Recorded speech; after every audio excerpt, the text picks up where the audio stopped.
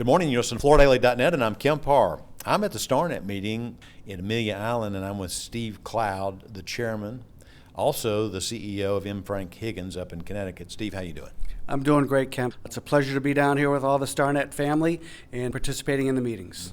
You've got a big crowd here. Mark Bischoff was saying it's close to 700 people, so the organization keeps growing. I think the member count's 171.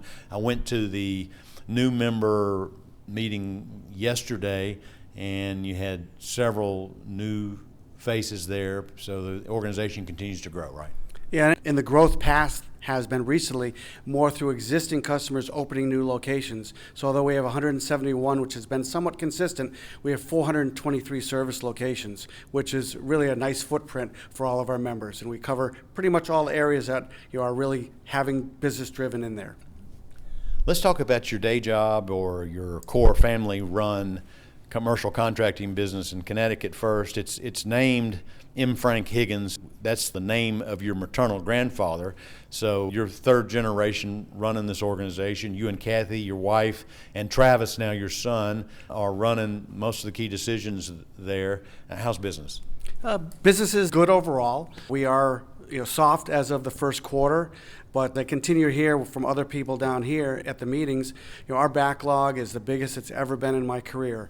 Typically, we like to have about 85% of the backlog going into the next year, and we're probably at close to 200% of backlog. So it's a little daunting, but we have a really great labor force in place, good staff, and it should be a pleasure to get all that work in place. All right, so basically you're saying you're staying really busy and you're just watching the funnel, which sometimes if the funnel's not overflowing, it makes you a little nervous about what it might be like a year from now. But right now everything's great, right? Yeah, we're projecting work out for the next 2 years. And the exciting part, too, is I definitely do a good job of tracking all of our bids and the process of those and the winning percentage. Bidding volume is up, percentage of wins is up, too. So it looks promising for many years to come. I know when you took over, you were in your mid-20s, and then you became president when you were 30. And by the way, I know that because we did a focus on leadership on you, and if people want to refer to it, it's in our July 2023 issue. One of your big projects as you were taking over was a hospital. Is healthcare still a big area for you? It is. In fact, there's 3 towers going up at hospitals in Connecticut, and we're doing all 3 of those. So hospital is definitely one of our biggest sectors, along with education. Let's switch over to this chairman role. I know Travis is taking care of more of the day-to-day so that you can focus on Starnet, and you've been a full year into this role. What are some of the challenges you're facing? It's an interesting role because you do have your day job, and this role does take a good 10 hours a week to do, but it's really pleasurable to understand the complexities that all of us have. They're all similar, and working with a great staff that Mark Bischoff has put together, we can work through those. Whether they are all IT issues, AI issues that are common. The other big one that we have to tackle all the time is labor, and how do we manage that? How do we educate our labor force? In the Northeast, to be part of the Carpenters Union, and we have been ever since we opened the doors 72 years ago, but not everybody goes down that path. Not all areas support the unions. So we at Starnet, we're really trying to come up with a game plan. We can't institute the curriculum, but we can come up with a game plan that all of our members can follow to help themselves become better in the labor market. So labor is a key issue, and you help there. Another one, as people age out, is succession planning. And it's interesting as I look at the dynamics of some of the folks that are at this meeting. One of your biggest members now, just in sheer number of locations, is Diversify. Lynx is here, ADG is here. So there's many options out there for, say, a 70 or 60-year-old owner of a commercial contracting business, options for them for succession if they have no family, right? There are, but the last thing I want to do, coming from a third-generation family business, is to discount the importance of keeping these businesses within families.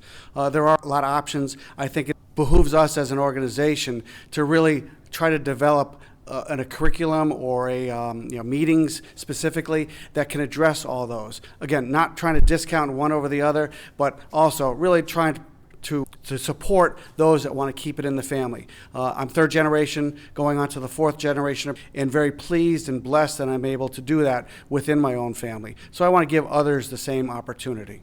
And the past chairman, Chuck Bodie, is doing the very same thing. He's got 2 children that are taking over the reins, right? He does, yes. And Matt and Emily have been doing a great job for Chuck. I still talk to him quite often as I need his mentorship on things. But yes, it's been very successful with them, and I wish them the best of luck in that continued transition. What are the members asking you to focus this organization on as chairman? I think that it's continuing working with the vendors in a positive way. Our industry, we just talked about the change in succession planning and how that is going. Well, the similar types of things are happening within the vendor marketplace.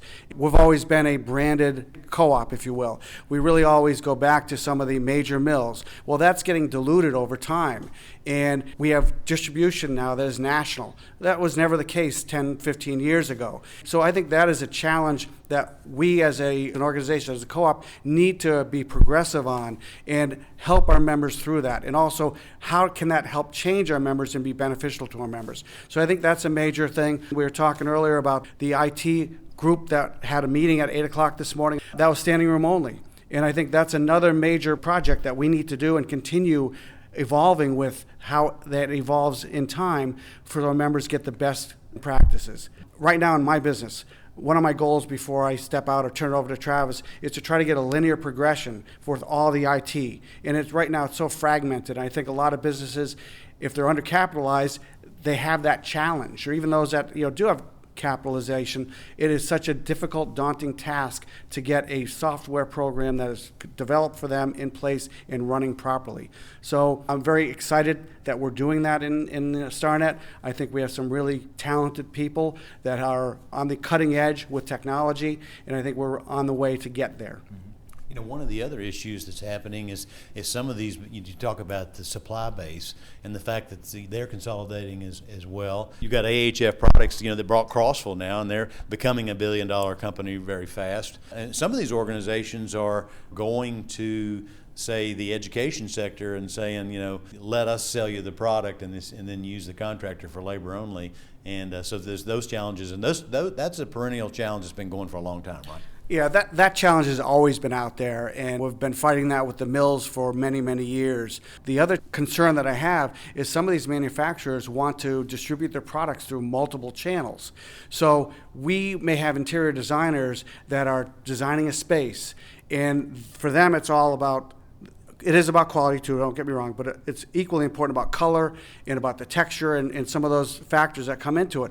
Well, they may be picking from multiple distribution avenues, and it's going to be very hard to be purchasing all that and purchasing it at the best price possible. So I think some of those models are changing. I think they'll continue to change, and we're going to have to adapt with it and see how we can bring that value to our customer. All right, Steve, well, it sounds like you've got your fingers on most of the key issues right now and doing a great job. I know you've got this philosophy of WIT, do whatever it takes. So it's good to spend time with you. Again, been talking to Steve Cloud, the CEO of M. Frank Higgins, and also the chairman of Starnet, and you've been listening to Kemp Harr and FloorDaily.net.